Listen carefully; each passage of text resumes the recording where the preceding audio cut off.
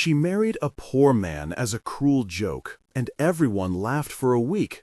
But what happened next turned that laughter into a question no one could answer without feeling a little guilty. Before we begin, tell us in the comments what city you are watching from, and write one word if you have ever seen someone use another person like a prop. Maria had grown used to cleaning the old theater until midnight, smelling popcorn oil and the faint perfume of other people's lives, while Helena walked through gala rooms swathed in silk, untouched by smell or dust. Then, in a single headline-making moment, Helena invited a man from the street to be her husband for a charity stunt, and the night that started as a joke set a chain of events that would force a reckoning and, ultimately, change more than two lives. Now, follow how a staged wedding meant to humiliate revealed secrets, shifted loyalties, and created a project that neither of them expected to build. Maria was 27, small-framed and quick of hand, the manager of the municipal theater box office, and a part-time baker who rose at 4 in the morning to knead dough in a neighbor's cramped kitchen. Her fingernails had faint stains of flour and the calluses of someone who had spent years scooping and shaping bread for people who paid with hope as often as they paid with coins. She slept in a second-floor room above the theater, where the window rattled when trucks rolled by and the radiator hissed like an old animal. Her mother, Rosa, had taught her to measure bread not only by weight but by how much light the crust took in the morning. Growing up, she had watched her father work at the port loading crates until his hands could not hold a tool without trembling, and she had promised herself, in whispers under a lamplight, that she would never ask for pity. Her schooling had been interrupted twice, once by illness in the family and again by a season of layoffs that sent her into service jobs. Yet she had an appetite for learning that no poverty could quiet.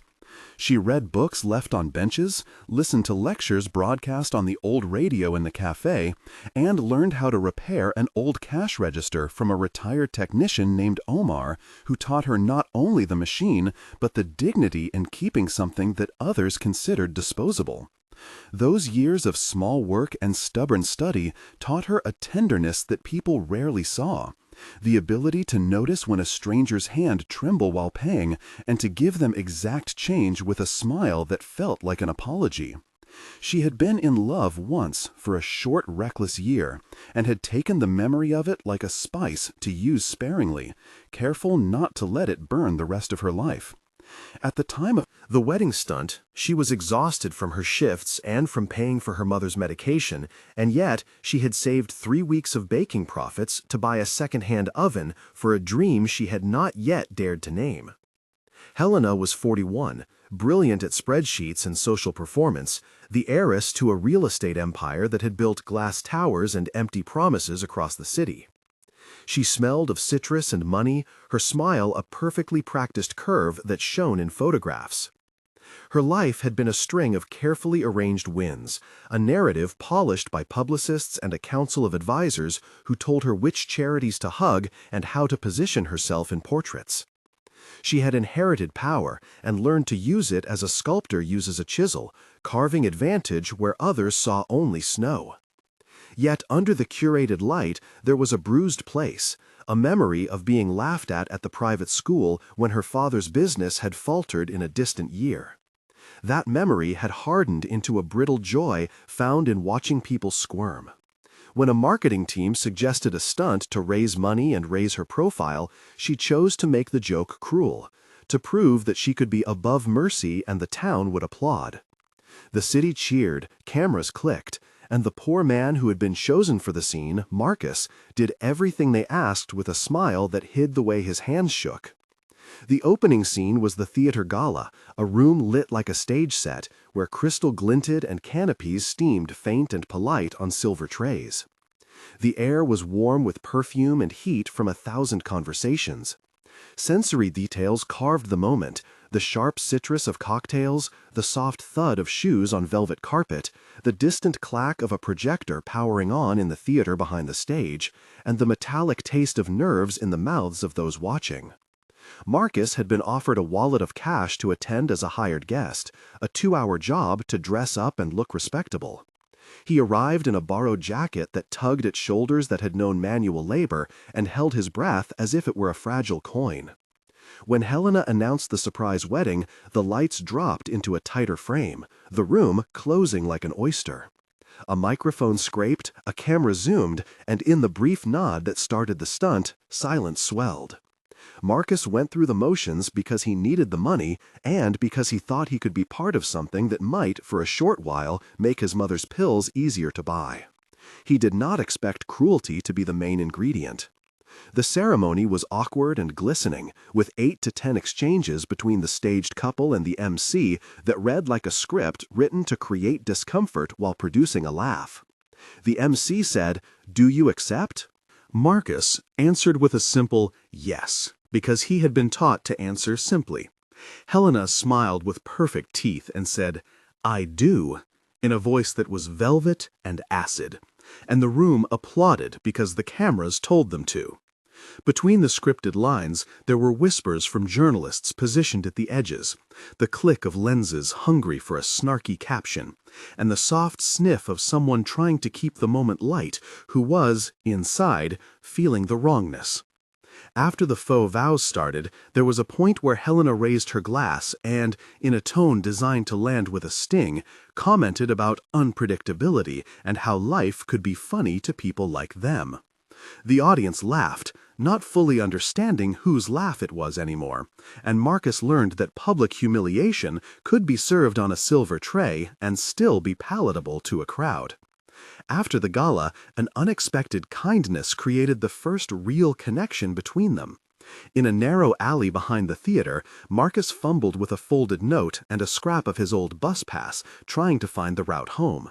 He had missed the last bus, and the evening air smelled of rain that had not yet fallen. He sat on a curb, hands cold, and made up the words to tell himself that he was doing this for a reason. Helena walked by in heels that made the pavement a brittle instrument, and noticed him because the show was over and nothing else demanded her attention. In a moment that could have been a continuation of the joke she did not join, she paused, looked at him, and, perhaps because of an unexpected flicker of conscience, called over her assistant Daniel and asked softly, "Do you have enough to get home?" The assistant looked at Marcus with an expression intended for a petty prince, but Marcus simply said, "No, I do not." Without fanfare, a young woman from the catering staff named Helena, who had seen too much and spoken too little, stepped forward and placed a paper cup of coffee in Marcus's hands and a sandwich wrapped in wax paper. She had bread on her clothes from the kitchen, and the smell of herbs clung to her hair. That small act of kindness, a sandwich and a cup, would later ripple into something larger. The sensory details were small but telling, the warmth from the cup seeping into his palms, the oily paper of the sandwich crinkling in his fingers, the distant city bus horn like a punctuation mark. The moment was unremarkable to most, but incendiary for the few who felt empathy burn. This was the scene where we pause and ask you to interact. If this touched you, write in the comments the city you are watching from and type the word empathy if you have ever given someone a small thing that changed their night. If you saw someone act like Helena and it made you uncomfortable, write the name of your city and the word shame. Your comment helps others see that kindness and cruelty exist side by side and that the smallest choices often become the pivot of larger stories. Sharing your city builds a map of where people noticed kindness and where they saw injustice. Your comments inspire more stories and show that the world is watching in many different places. Now we return to the story to see what happened after the sandwich. Marcus went home that night and lay awake thinking of the sandwich and the way Helena had not looked like someone doing a favor. He felt the unfairness of the televised laughter burn in him, but he also felt the warm weight of the sandwich in his hands, a memory that balanced the sting. Over the next days, the video of the faux wedding went viral, and Helena was applauded by her social circle for a performance that elevated her to trend for a few days. Newspapers ran columns dissecting the strategic genius of the stunt. A local reporter named Lisa wrote a piece that called it a fearless commentary on society and used a photograph of Helena laughing under a chandelier. Marcus woke to calls from local tabloids offering money to tell his side. He declined most, but accepted one interview because he wanted to be careful and honest. During the interview, he spoke calmly and without accusation, simply describing his life and his reasons for taking the small job. His voice on camera was low and sincere, and millions saw someone who could be their neighbor or their own reflection after a hard month. The revelation that shifted everything came when a whistleblower from Helena's corporation released internal messages showing that the stunt had not been spontaneous, but had been designed to create viral attention while quietly diverting a foundation's funds to an offshore account. The story spread like a stain. Suddenly, Helena's empire looked less like a monument and more like a facade propped up by deception. The journalists named characters, including a finance director called Mr. Patel, an events coordinator named Sophia, and an outside PR consultant named Jordan, who had championed stunts that risked moral boundaries. The city's mayor, Mayor Thompson, who had once posed with Helena for charity photos, faced pressure to respond. The reporting tone shifted from admiration to forensic curiosity, the camera lenses moving from sparkling to unrelenting. The sensory change was stark. The scent of champagne and perfume in footage seemed now to smell faintly of antiseptic, and the bright lighting of gala rooms became harsh interrogation lamps in newspaper portfolios. Helena's carefully built persona fractured. Helena felt the first tremors of consequence in a conference room where she had always felt at home. There was a scene with at least 8 rounds of dialogue between her and her advisors where she alternated between denial and calculated remorse. Her CFO, Alexander, said, "You need to issue a statement now." She answered, "I have." And Alexander pushed back. "The statement reads defensive and the board is getting nervous." Her PR consultant, Jordan, advised, "Say you are learning and commit funds to community projects." Helena snapped. Is that the plan? To throw money at it and move on? The tension in the room made the air taste metallic. The board wanted action, and the cameras wanted scandal. In private, a confrontation with her father, Silas, was worse. He said in a voice that had lost its softness, "You are better than this," which read as both accusation and sorrow, and Helena found herself unable to look him in the eye. The world watched as shares in her company slipped and philanthropic partners withdrew endorsements. Karma, for many, was finally arriving. For Marcus, the unraveling brought its own complications. People who had treated him as amusing in the spectacle now sought him out to tell him his story had saved the city from a hypocrite. The interviewer Lisa asked him on live radio, "Did you ever think this would happen?" He replied, "No, I just wanted to feed my mother." The sincerity of his answer created sympathy and a fragile fame that made him uncomfortable. His friends from the neighborhood, including a longtime ally named Pedro who ran a small hardware store, Saida, the hairdresser who cut his hair for free after the interview, and Omar, the retired technician who had fixed the old cash register, gathered around him. They gave practical help, cooked meals, and offered counsel. Marcus considered suing for defamation of character, but some outlets suggested he had been complicit. But his counsel, Daniel, ironically the same name as Helena's assistant, but a different Daniel who practiced in a free legal clinic, advised caution and spoke in a precise voice about the trouble litigation could bring. Marcus decided not to file suit. He wanted neither revenge nor to become another tool in a media war. Tension erupted when Helena made a public apology that sounded rehearsed and offered a donation to a community center she rarely visited. The community simmered. Maria, who managed the theater, organized a public reading at the theater where neighbors told their own stories about being used as props. There were at least 3 moments of acute tension that followed the apology. The first took place at a televised town hall where an angry resident, Mrs. Alvarez, stood and accused Helena of cruelty. The exchange lasted in sustained back and forth with at least 8 verbal turns. Helena said, "I am sorry," and Alvarez responded, "Sorry does not fix what you did." Helena tried to explain it was meant to be a statement on privilege, but Alvarez answered, "You used a person and called it art." The crowd hissed, and the air vibrated like a stretched wire. The second moment happened when a former partner, an architect named Carlos, released documents alleging mismanagement in one of Helena's projects. He and Helena traded barbed statements in a press corridor. The third came when a trusted advisor leaked an email that made Helena look callous. Each of these moments included internal memory flashbacks she could not shake and forced choices where she either hid or faced the consequences. In the morning after the town hall, Marcus received a message from Maria, who had attended, and who asked if he would come to a neighborhood meeting about starting a small bakery that could hire locals. He had been thinking of saving for an oven and a place of his own, and the idea of a project that served people rather than exploited them appealed to him. They met in the box office where the air smelled of old paper and the faint sweetness of stale popcorn. Maria proposed a plan to open a community bakery and asked Marcus if he would be willing to help lead it, not as charity but as co-founder. He hesitated and then accepted because it felt right and because he saw in Maria the kind of work that healed. Several secondary characters became crucial to the planning stage. Mayor Thompson offered a small grant if the bakery would prioritize hiring those in need.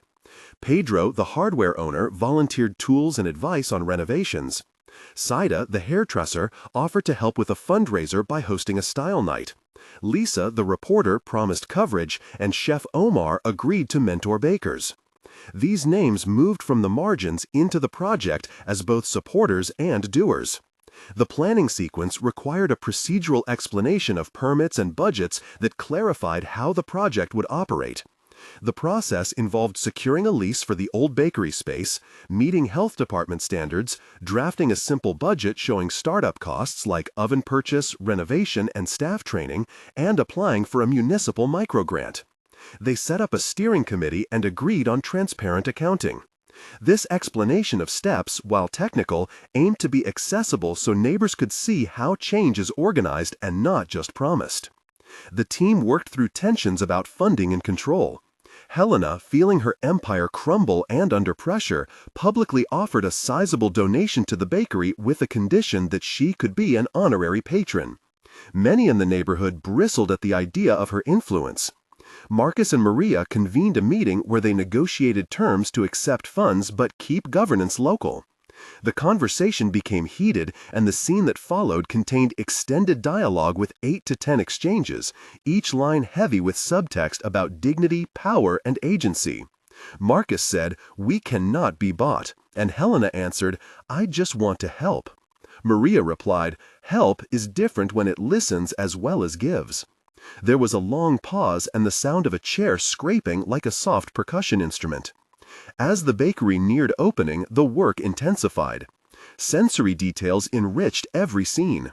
From the raw flour dust that fogged in the sunlight to the metallic clank of a conveyor oven, the warm, yeasty smell that rose like a promise in the mornings, the roughness of linen aprons against wrists, and the taste tests that became a ritual of honest feedback. Volunteers painted walls a warm cream color. A carpenter named Luis built shelves from reclaimed wood, and a young intern named Nia set up a simple accounting ledger in a notebook. They ran into a crisis when the oven arrived damaged and the supplier delayed repairs. The delay threatened the opening, and tempers frayed. There was a sequence with multiple dialogues between Marcus, Pedro, Luis, and the oven supplier, each exchange layered with worry and practical fixes. Marcus walked the floor at night, hands in his pockets, feeling the hollow echo of the empty room and hearing the slow drip of a loose pipe that sounded like time counting down. He remembered his father's hands and felt the weight of responsibility like a stone in his chest. The climax came on opening day, when the bakery would either be a community celebration or a failure in public. The opening included speeches, music, and a ribbon cutting that had been promised to Mayor Thompson.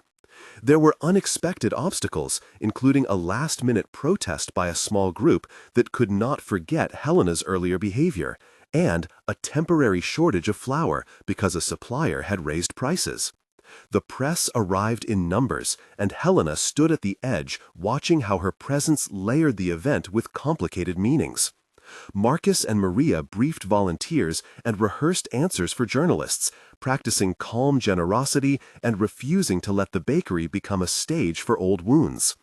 The tension was sustained in a major scene, with multiple exchanges between Helena, Marcus, Maria, Mayor Thompson, Lisa the reporter, and Mrs. Alvarez.